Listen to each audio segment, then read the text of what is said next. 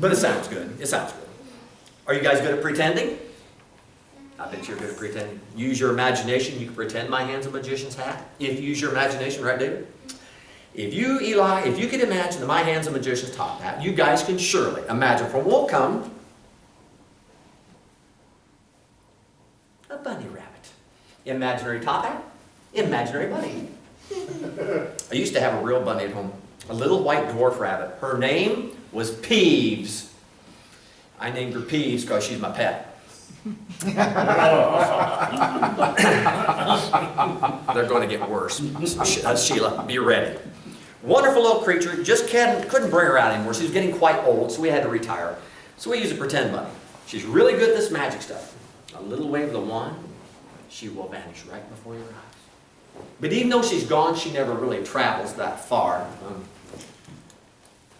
Excuse me, may I, thanks. But you know about sleaze and magicians, you know about that. The amazing thing to me though, Madeline, when I make that bunny disappear, never goes in my sleeve. Never. She goes in my pocket. I have no explanation for that. Stay. We magicians, Eli, we're notorious for cutting people in two. Folks don't realize you cut somebody too, Daniel, you got to put them back together. It's the law. You cut the bunny in two,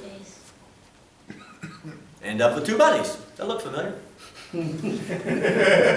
They used to really bother me, Nicholas, but I guess there's no point in splitting hairs, is there? I warned you, I warned you. Now I found it could be a lot of fun having two bunnies like this. What's your name, hon? Joseph. Joseph, would you want to hold a bunny? Could you put your little items down here on the table for a minute? I'm going to need one of your hands, if I could, please. Joseph, I'm going to hold on to this one. You hold on to that one. Hold it really tight. Don't let him get away. Okay, right? Got the bunny home. I did a little bit of magic. Disappeared. Take a look. Oh, good heavens, young man! Do you do things like that often? Well, you should. You're very good at it. You want to hold a bunny? Come on up here, Daniel. Hold them for me. Hold them very tightly. Don't let them get away. Don't let them get away.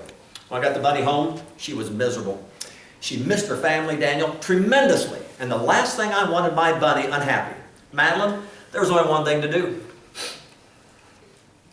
Invite the whole family.